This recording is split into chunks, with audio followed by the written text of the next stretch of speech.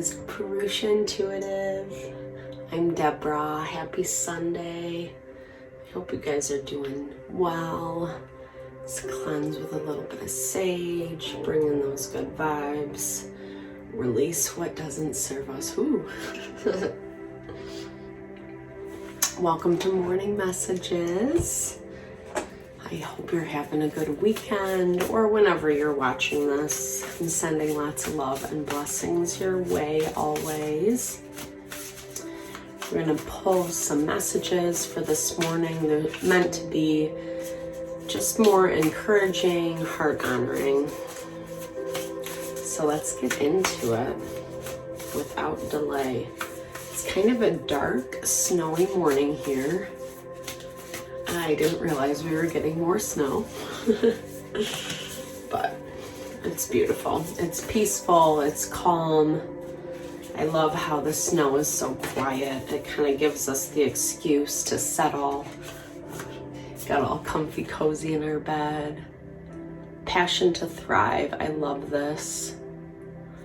So I'm hearing this as like, especially as we let go of the things that aren't working for us in our life, we have to uncover those things that we're so passionate about, you know? And I know that's like kind of cliche, and we all know that to some capacity. But I think this is really tapping into like what makes your life satisfying and fulfilling. And in order to do that, we have to pursue things that, you know, we're passionate about, obviously. But that's also like takes time to discover. It's about knowing who we are and then pursuing those passions. I feel like this is giving you a creative, sensual connection with life. I love that. So beautiful. Miracle of life, yeah, because life is miraculous. I mean, it's heavy and it's crazy and people are crazy for sure, but it's so magical, like especially when things are synchronistic and when we are in line with the flow. We all know those days, those times. The idea is to get them more plugged into our everyday moment by moment reality, right? Because that's when life is truly miraculous. Sorry, the smoke is like, and even, you know, even when we do have to wait, when we do have to be patient and surrender, that's part of the miracle too. I find I'm not a very, like, I don't say I'm not patient, but I like to get things done, you know? It's my Vata energy in Ayurveda. So when we do have to just surrender to the process, that's very challenging to do. But when we do, when we're able to release and let go of the anxiety, and then we see how it all comes together in the end, it's so beautiful, right? There's just something that is so magical about that part of it. Kindred support. So it's a good day to connect with people who you really love, you know, and you feel super supported by. We don't all have those people, you know, because I feel like this is, you know, you might be getting a message from someone that you're very close with today. I feel like it's a really good opportunity to kind of like discover that passion and how life is super miraculous and beautiful.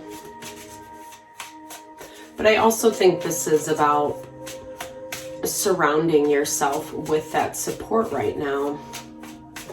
We're closing out the zodiac year. We're in the last week or so of Pisces.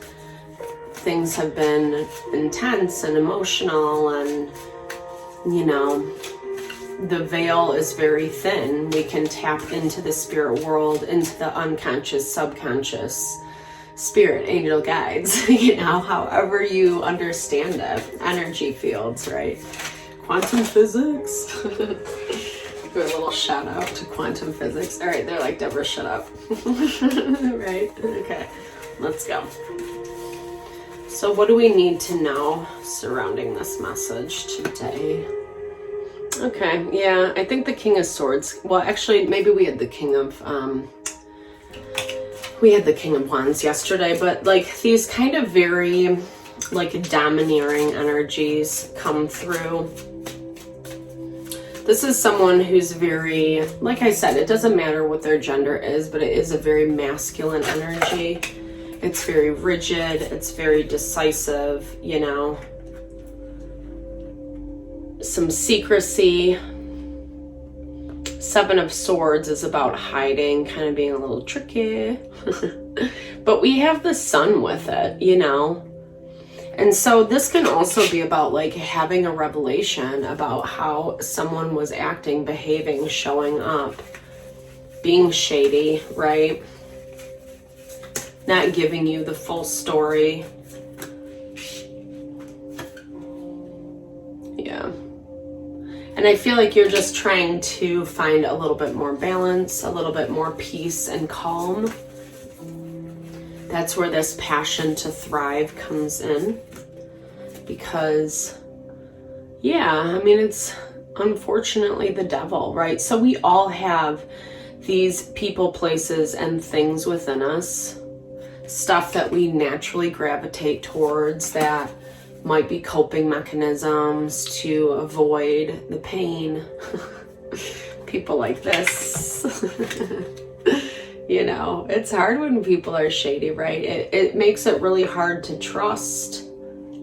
Not just in them, but like I also feel like this is just trusting in life, right?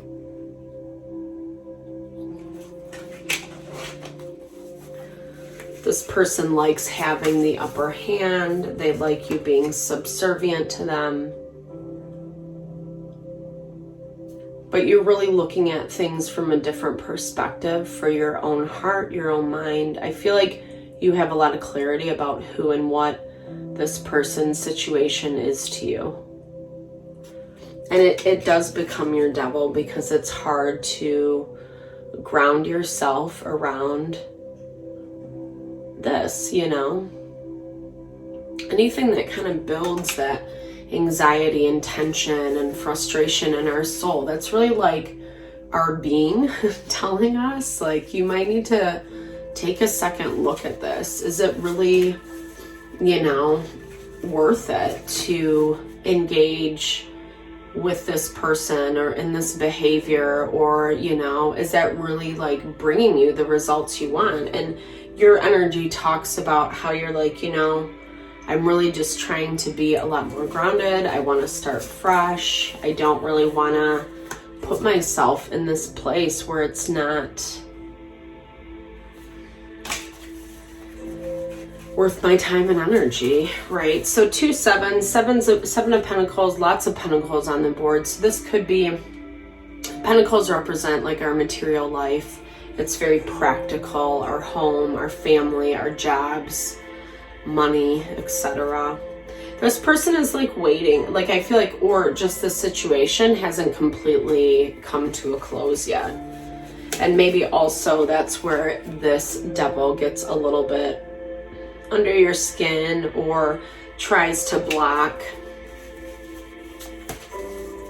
I think it's going back to this overarching energy of really tapping into the miracle of life. We don't have, you know, I love that value. We have control over ourselves, how we respond. We don't really, you know, I think that's the hardest thing, right? Is like people, places, things, they trigger emotions, feelings. And it doesn't mean that we're not going to feel those things, right? But we do have control over how we respond. So the energy is a little bit stuck. What I do like about that Wheel of Fortune is it does talk about, like, again, going back to that surrender component, that things are changing. Like the wheel is set in motion, even if it is behind the scenes, even if you aren't seeing the fruits of your labor or how you want things to go.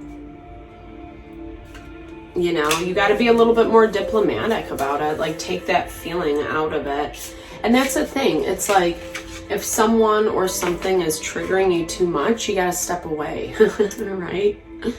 That's where that kindred support comes in. And again, that can be difficult if we don't have people like that in our lives. Usually we gravitate towards people because they're the, physical. It's nice to have that validation, to have that feedback, to feel like someone's on your side. And when you don't feel like you can talk to someone, or, you're around a lot of people that don't validate in a way that you need, I mean, it's not easy, right? Then we have to be a little bit more self-reliant, but it's also remembering that we do have those angels, spirit guides, passed over loved ones that we can connect with. Take some time, just quiet your heart, your mind, your soul.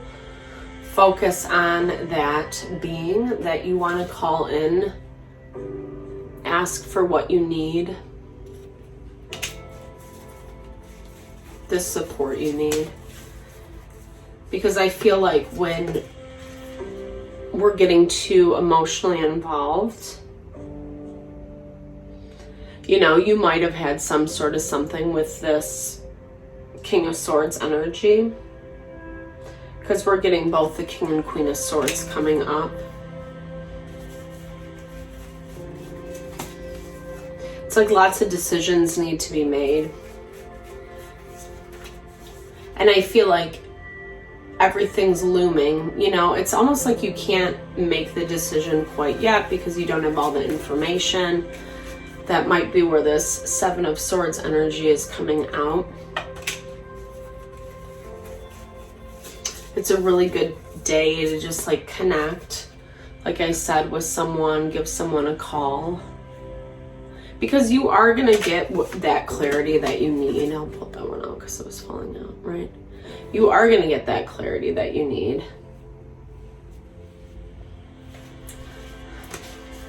Maybe this is someone who didn't really feel included, left out, kicked to the curb.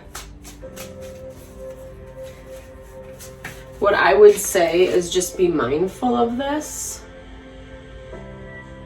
Whether that's coming from you or someone else,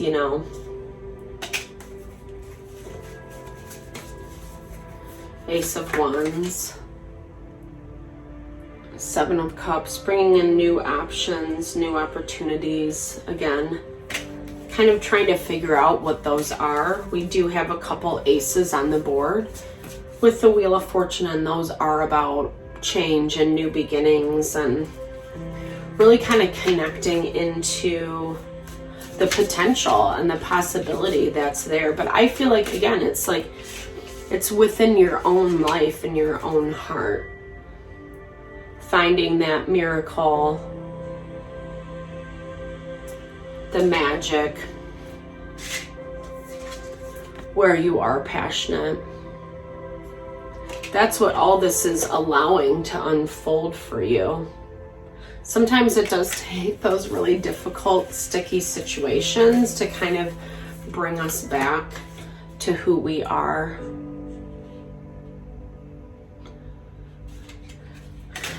With friendship, relationship on the table,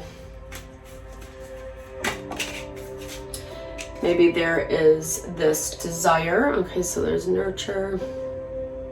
I'll put it back in. We'll see if it pops out.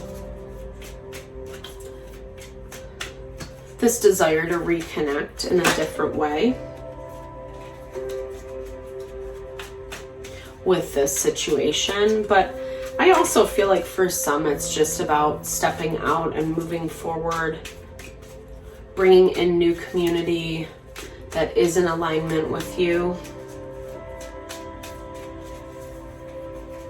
What your options are, basically. It's like looking at what your options are from a space of balance, I mean, I think we have to be really self-aware in these types of dynamics, because if the scales get thrown to one way or the other, we have to bring that, and you're gonna know. I feel like instinctually what you need to do, but there is a lot of fear and anxiety wrapped around it. You know, whether it's how this person's treated you, what they've said to you, etc., or just the situation in general. The better it gets, the better it gets. I love this. When things happen that cause me to feel good, I know there are much more good feeling things coming my way. The better it gets, I keep rising up. It's so true, you know. I even had this thought this morning, like, I woke up a little bit funky, you know, but then I started preparing for the video and I was like, okay, you know, like it just like made me feel inspired and good. And, you know, even though it didn't completely take away just kind of that like malaise, it did in fact just kind of help me switch into gear and remind me what I do really love, right? Gratitude. And that is such a huge, huge way. You know, we talked about this in yesterday's morning messages. That's like the number one way to kind of flip our energy, is just having gratitude for what's around us. We can all find easily 10, 20 things in our life. Even if we feel destitute, even if we feel broken and lost, you know, it seems superficial sometimes to do it when you do it, especially if you're not used to doing it. But the law of attraction states, quantum physics states, bosons of a feather flock together. Bosons are a type of particle speed, and they are shown to actually attract, you know, and it goes back into that philosophy of the law of attraction, that the more we focus on the things that we want, you know, filling ourselves with positivity, hope, inspiration, passion, magic, miracles, the better it's gonna get. All right, guys, thank you so much for your time, energy, just sending all the love and blessings your way today.